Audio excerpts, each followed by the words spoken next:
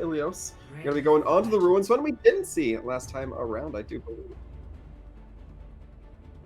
Yeah, and to start it off with Ilias, again, we were talking about those compositions that we mentioned over and over again, but you can still bring the Reinhardt, you can still bring the Saria, you can bring the Wrecking Ball. We actually haven't seen today, kind of surprising knowing how strong this hero is.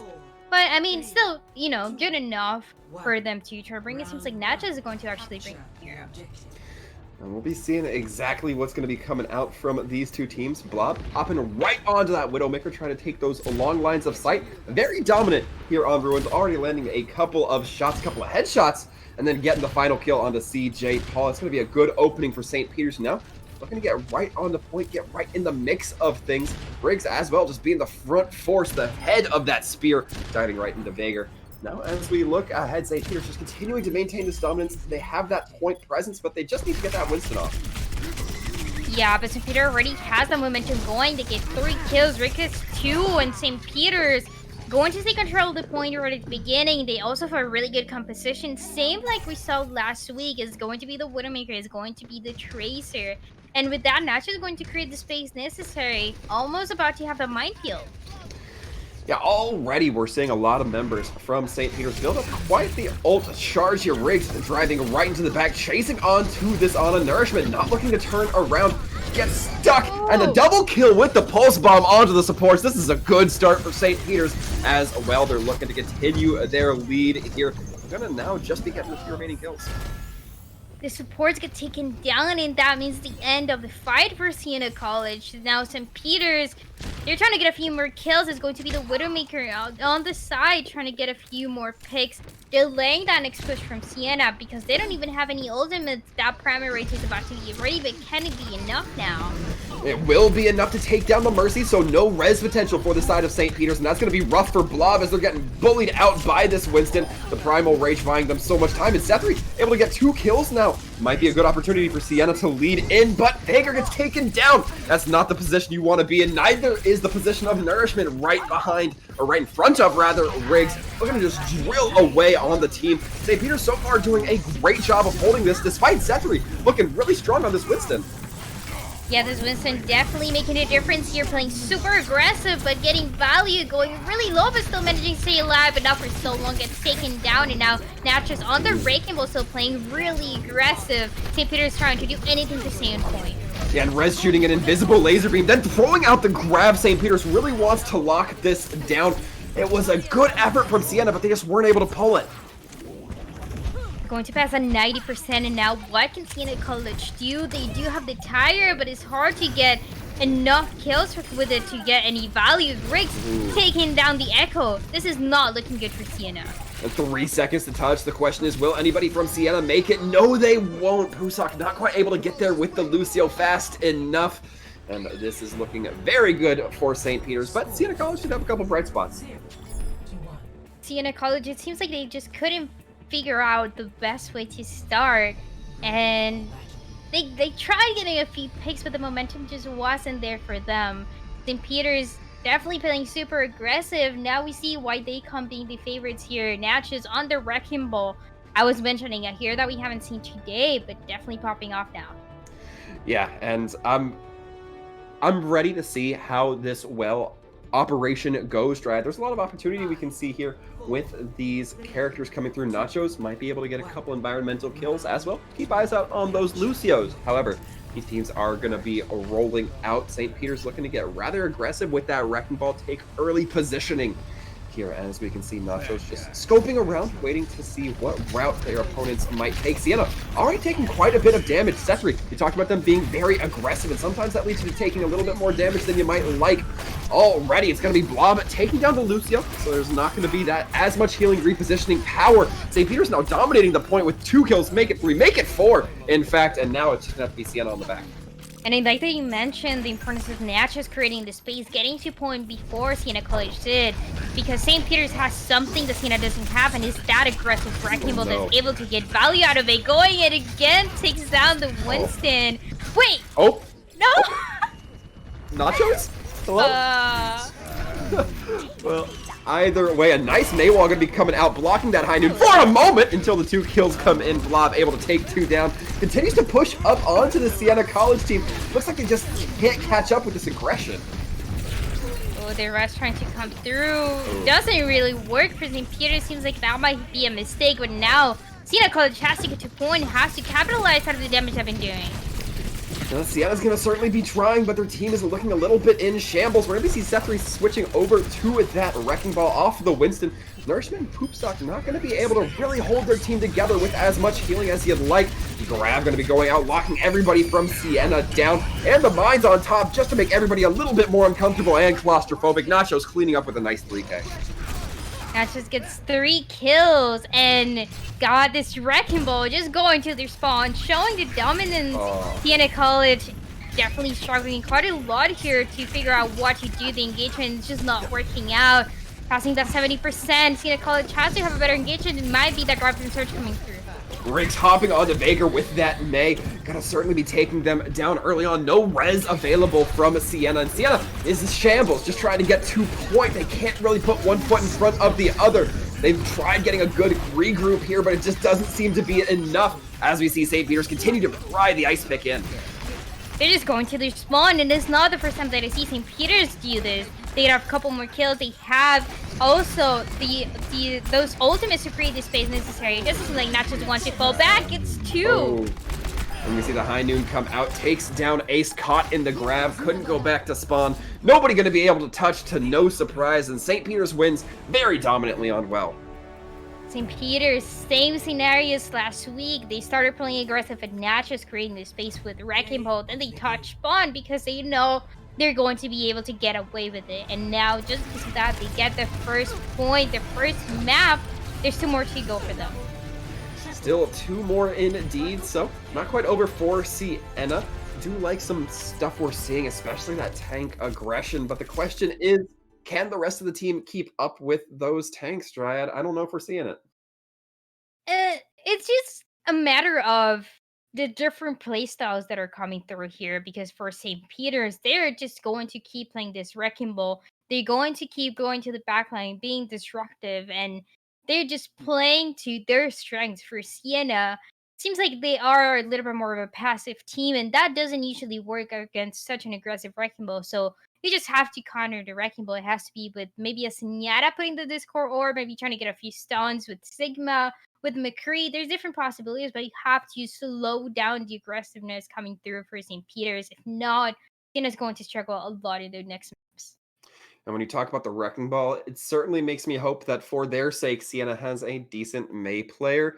I don't know if that's necessarily a specialist that they have in their pocket or somebody that likes to play May, but using that against a Wrecking Ball be really powerful and not allowing them to escape, both because of the ice wall and because of just the sheer slow that can happen.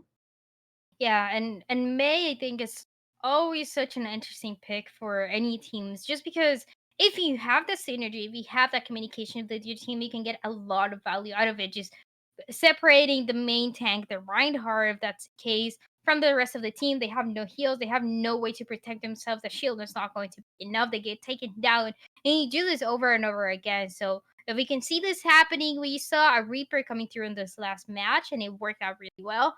Maybe it's something they can bring as well. I mean, there's so many possibilities, but Siena College, they have to slow down St. Pete.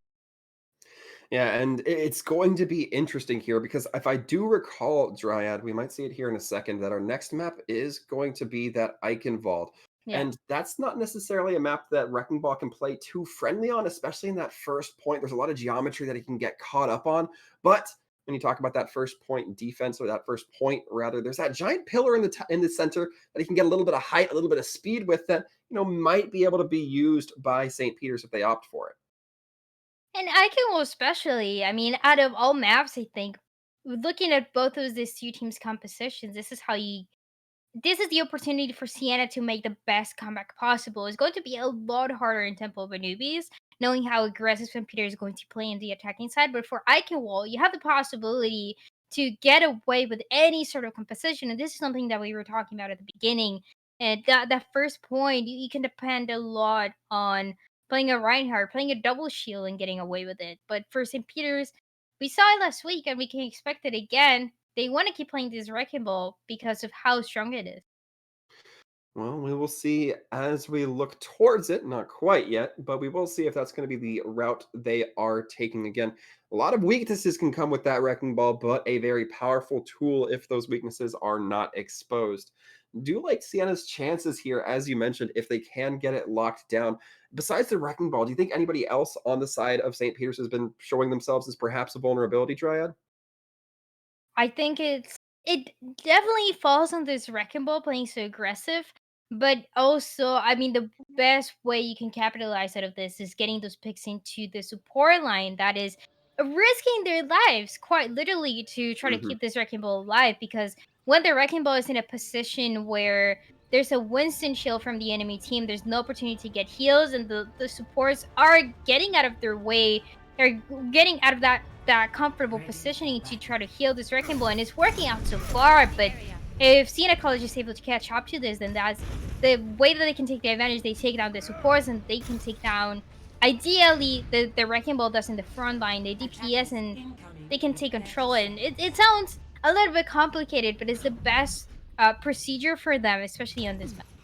Yeah, I agree with you. You definitely don't want to get too confident as that support player. You're the last role that wants to be caught out in front.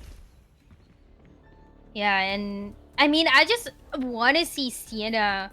They either have to counter St. Peter's, or they have to play just as aggressive, and that might be a little bit risky. But with this brawl style that's going to come through, good opportunities for them to do so. The Reinhardt, they have the ability to come through. They don't have quite the Lucio to move a little bit faster and to get to point faster. But the minute that they get that closure against St. Peter's, that's the minute they can get the kill.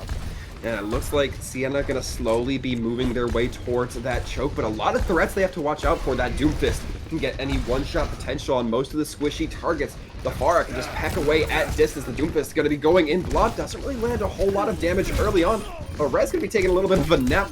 CJ Paul taken down mid-flight because of an Ana shot. Now, as we look, St. Peter's in a very good spot. They're up 2, make it a third. And now they're going to be denying this. No, they're not going to be denying the rest. The Reinhardt going to be able to get back in. He's going to feed over a little bit of ult charge if Siena's not able to start getting some kills. But the anti-nade from Povigas going to be making sure that it does not happen. And I think I've said this before. I'm not the biggest fan of Doomfist, but at least St. Peter's is able to get value out of it.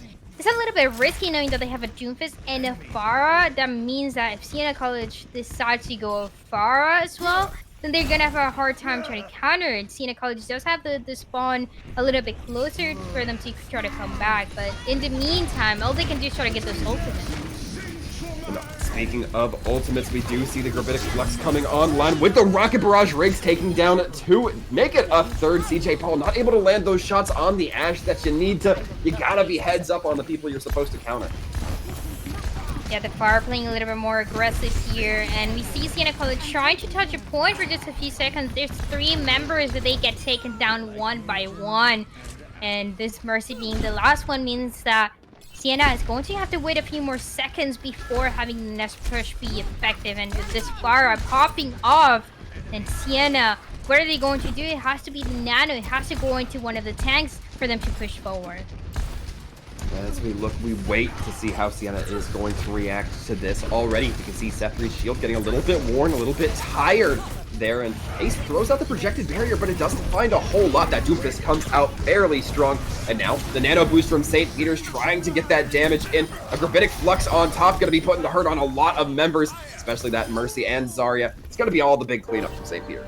Yeah, and I was talking about Nash doing so good on the Wrecking Ball, but look at him now on the Sigma, gets 4 kills. Once again, going to the spawn, having that confidence that he's able to get away with this. Siena College, in the meantime, they're just trying to get out, but there's no space for them to move. It's going to be the Shatter, but that's not easy to connect for them. It's not. Riggs has the Rocket Barrage, drops it right on the head of St. Peter's, or rather of Siena. Gets a 4K blob, cleaning up the 5th and soon to be 6th.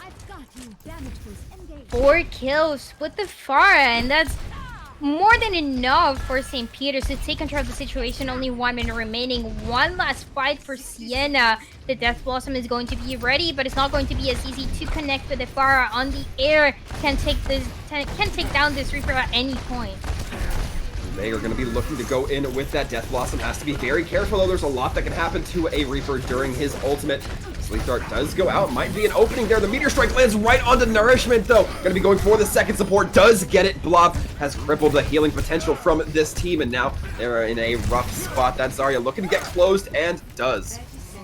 The DPS getting those last kills. Siena College, they are accumulating a lot of ultimates, but they haven't been able to use them for the past minute or so. 20 seconds remaining. All they can hope for is sort of touch point. They have to be a teleporter. It has to be them just charging into point, but St. Peter is not going to allow this. Sethri backs off. They might be a mistake knowing that they have to make somebody touch point. The Death Blossom comes out. It's only going to be Pomegas taken down. Nobody able to touch Veigar, making a mad dash for the point. Can they make it? They do with just a second left. Yeah, but the overtime, is it going to be enough? The rest does come through, but St. Peter, they're just there to get the last kills. And it looks like they'll be leaving Nachos at the gate, ready to contest everybody else coming out, and a pretty good call considering Nachos getting the kills. I'm very surprised to see Nachos playing the Sigma, but also performing to the same level and playing just as aggressive as we saw him on the Wrecking Ball, doing such an amazing job, creating the space for his team, and also maintaining control every single time. Siena College, they don't have an easy task now. They certainly do not. A perfect hold is what they're going to need, and that's going to be tough against St. Peter's. Definitely true. Yeah, it's definitely not going to be easy, like you said, and St. Peter's, they're just playing so aggressive every single time, and this is one of the biggest mistakes that we see from a couple teams in Overwatch, and is that when you're playing the defense, that doesn't mean that you're going to play more passive. You have to play just as aggressive as the teams that are going to be attacking. That's how you have your win condition. St. Peter's definitely understands the situation, but Siena, now they have an opportunity to defend. They also have to play aggressive. They have the Ryan, they have the Zarya as well, and they have the possibility for the rest with the Mercy. I do like seeing this from them. But any sort of bad positioning that they have, they know that St. Peter is going to punish.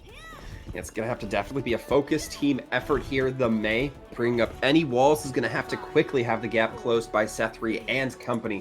That being said, we'll see what they can do. St. Peter's might be leaning towards the Bastion. In fact, it will be Riggs up and out on the Omnic, ready to throw some bullets in any old direction. Now, as we look ahead, St. Peter's so far looking like they're just sussing out the area, not committing too firm to this fight just yet, but that is until Riggs gets set up in that small corner. Baits out the charge. Sethri gonna be caught in a very uncomfortable position. Veigar doesn't have the wall to bail them out. They used it a little bit earlier to try to section off some enemies. Blob getting a couple of big kills, and this is already looking very good for St. Peter's. Yeah, there's nothing else that Siena could have done. St. Peter's just take that one tick. And they even went for an interesting composition, but it just worked out. It seems like Siena, they couldn't even have the position that they needed. And with that, St. Peter's very quickly take the second map.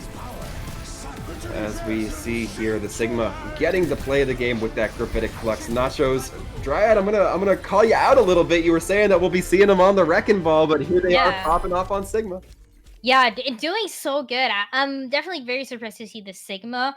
And I never questioned it because they already seem like a very strong tank, whether it's main tank or off tank. But the question was, could they get the same value with any other tank as they did with the Wrecking Ball? The answer, we already saw it, is yes. They did so good. And now this brings also the possibility of seeing many other tanks. I think Wrecking Ball seems like the favorite for this player, but being able to play other heroes in a situation like this is so important. And they didn't even need it. They could have gotten away with the Wrecking Ball into their spawn, pretty much like we saw the Sigma do. But they wanted to run something else, and I really like seeing the variety of compositions that this team can play. And it might be purely proactive on St. Peter's part. You know, you don't want to just send one strict character and have no practice on the other against these teams. However, we will find out if Nachos will continue to run that Wrecking Ball or Sigma in the next map, which we'll be seeing right after this break.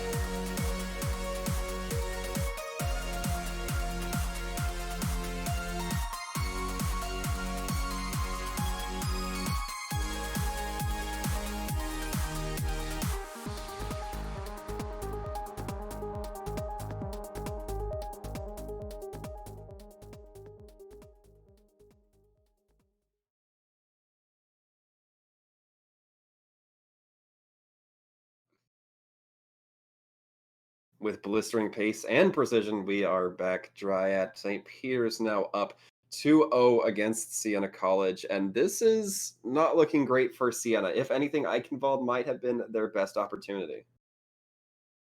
It's just, I mean, Siena College, this is the last opportunity for them to try to make that comeback, right? And we were talking about it a little bit. They have the good initiation with the tanks, but it just seems like the team is not quite committing to it. St. Peter's, they have the initiation and they have the follow from the rest of the team, right? So that's what makes it make the biggest difference. You can tell that they're confident here. Yeah, it just seems like in most aspects, St. Peter's is a slight measure better than Siena in most of the roles we're seeing there, and it feels very dominant from St. Peter's, especially on Ilios, where we saw a lot of the spawn camping or the I guess touching the spawn as it goes. Yeah. But I mean, really, I couldn't look at these teams and tell you exactly like, oh, this player is underperforming here for this reason, other than maybe they're just not keeping up with their team as a whole on Siena's side. Yeah, it seems like for Siena, they're just not having this first engagement, and they're letting St. Peter's take control of the situation every single time, which is not exactly what they're trying to do. Next map is going to be Temple and Nubis, though, so that already calls for a little bit more of the balance that we want to see between the two teams. They have to have off times for them on the attacking and defending side, and this is directly going to benefit Siena if they want to take the advantage here. St. Peter's, it seems like they're going to be better off when they have the opportunity to attack. On the defense, it just depends on how aggressive they want to play. And speaking of St. Peter's here, Drad, we saw them roll out with the Doomfist, with the Pharah on Eichenwald defense. Do you think either of those come up in Temple of Anubis? Because I see potential in the first point where Doomfist can be pretty good on Temple. Yeah, Doofus can definitely be pretty good, and out of all heroes, out of all DPS, this is my least favorite to see, just because I don't see Doofus getting a lot of value. But for the case of St. Peter's, it actually got quite a lot of value, so there's no reason for them not to bring it again. And I like seeing the Doomfist, the Pharah. These are very tricky picks. But if you're St. Peter's University, you have the confidence that you can bring it back, then you have the momentum as well, then there's no reason for you not to do it. Siena College, in the meantime, they can expect this now, so they can prepare for it better. Whether there's going to be a hit scan, whether there's going to be maybe even if they want to bring a Saria to try to track the Doomfist, that's well, definitely a possibility on the side of the tanks. And you can also stun the Doomfist. There's many possibilities to counter it. I think Doomfist is currently one of the weakest heroes. So, I mean, it seems like the Imperial is definitely going to bring it. Yeah, and a good opportunity here if Siena does end up using that Echo, keeping in the air. Good way to avoid a very horizontal punch. We'll see if that works in practice, though, as we see Siena rolling out with the Hog. I like seeing this from Sefri. We'll see if that ends up buying them the benefit that they need. Nachos on this Winston. Now we're going to be seeing them flex a couple more tanks on their rolls here. Bob immediately getting 2 kills, making a third as well. This is looking very good for St. Peter's. Their abilities continue to roll, and this is just fantastic for that Doom. It's 5, and I was also going to dance a little bit because that dominance, I mean, there's no reason why not to. Siena College gets taken down immediately in their first push. They have another opportunity. It doesn't seem like you're making any significant changes so far. Yeah, just not quite able to catch them, and that was really a tough spot to be. St. Peter's now going to be leading in. A nice anti-nade going in onto Siena. Going to be making them a little bit weakened, a little bit more resilient, or weak to those pushes here. And St. Peter's going to be just using these abilities, picking off the loose members of Siena one by one. St. Peter's, they just know that they are doing so much better, and Blob getting a few more kills. We were talking about Doomfist getting value, and there it is. St. Peter's about to have every single ultimate ability. A little bit delayed on those tank ultimates, but we do see the timer rates already. Nash's now on the Winston, and they're the hero that we haven't seen. Able to push into the back lane if they really want to, knowing that Siena, they haven't really figured out how they want to have this engagement. They certainly seem to be a little bit discombobulated here. We'll see what they can figure out. Riggs able to take down one, and Nachos getting taken down by Veigar might be a good early start here, but that only matters if they can continue with that momentum, and that certainly does not seem to be the case here. And definitely not. And St. Peter's, they're just going to their spawn, Siena College. The tire might be a good opportunity to get a kill. I mean, that's the biggest win condition that I see for them. They do have a few ultimates, but they either use them one by one to be able to push in, or they are going to use them all together trying to guarantee a win, but it doesn't seem very likely. Oh, that's a good start, though. A very good start. The kill onto Blob, and the whole hog to control this Winston and the Reaper. Oh, the Reaper going to be able to dance around that Roadhog. Siena College had a great opening, but it just slipped through their fingers like sand. It seems so close, though, St. Peter's.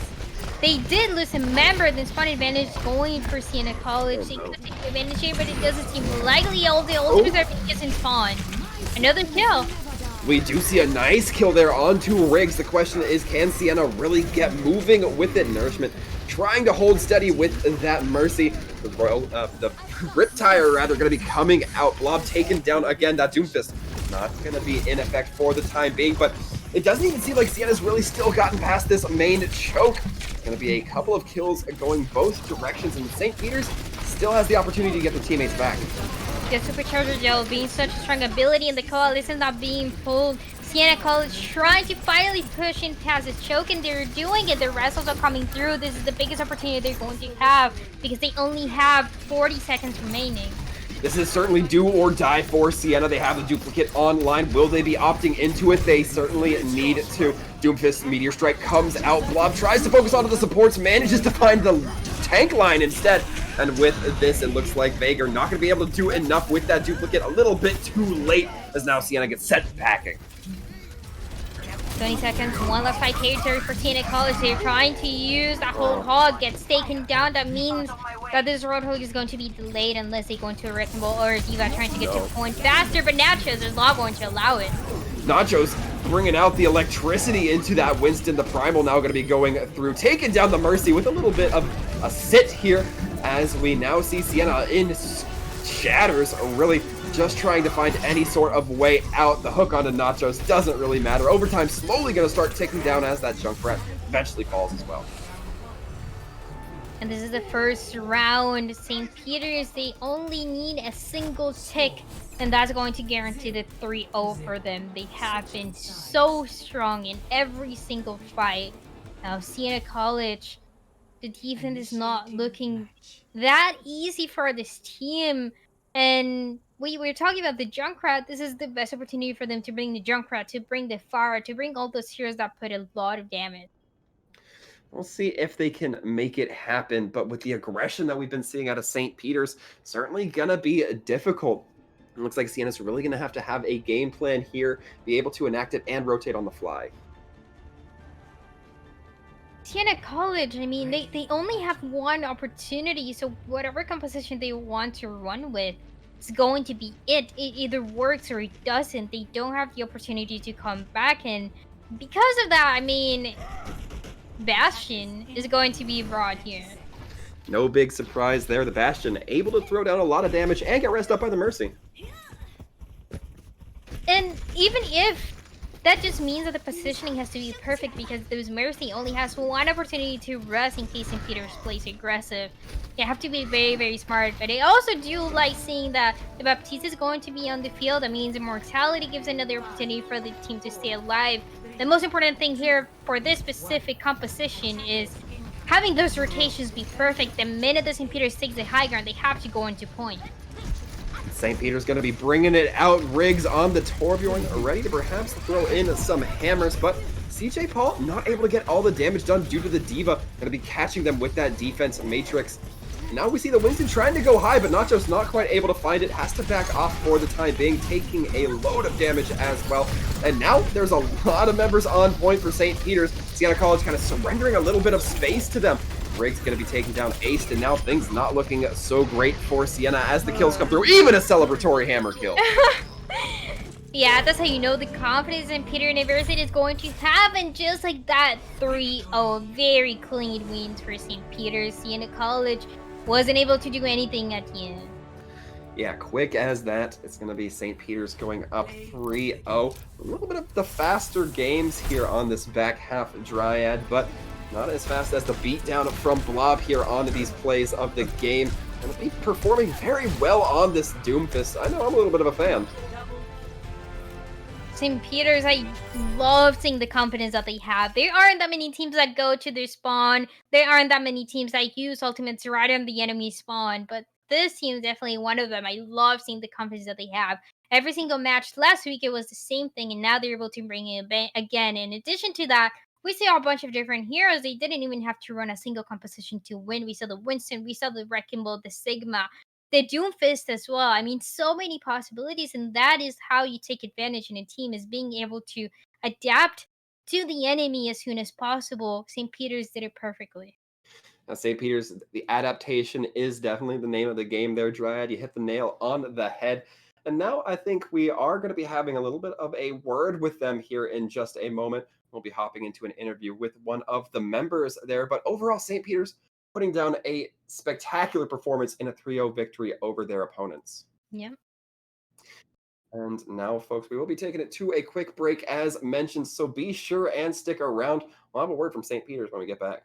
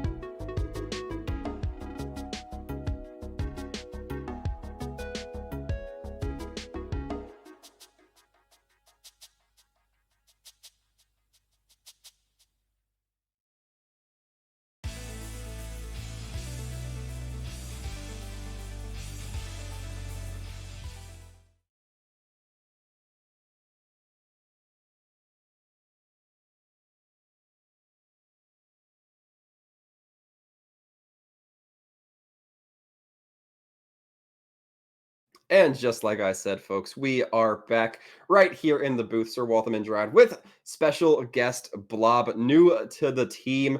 Blob, hello, welcome, and most importantly, perhaps, congratulations. Thank you. Thanks for having me. No problem. Now, I want to ask kind of I was ribbing Dryad a little bit about this earlier. I was Mhm. wondering, the Doomfist pick. It's not one we see a lot. It's to be fair, not the most common pick in Overwatch. Is it more of a specialist pick for you? Do you just like the character? What's your decision making there? Mm, I would say specialist due to the fact that I do know the rollouts, a lot of them, especially on Icon Wall. If you saw me hiding in a top Yeah. on choke point, Mhm. I do know the rollouts for Temple.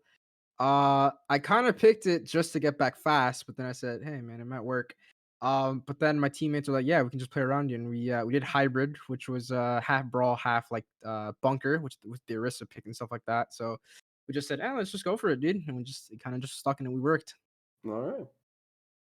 Yeah, and it worked out really well actually. And this is honestly the first time in months that I've seen a Doomfist working out. So I mean, tell me a little bit about.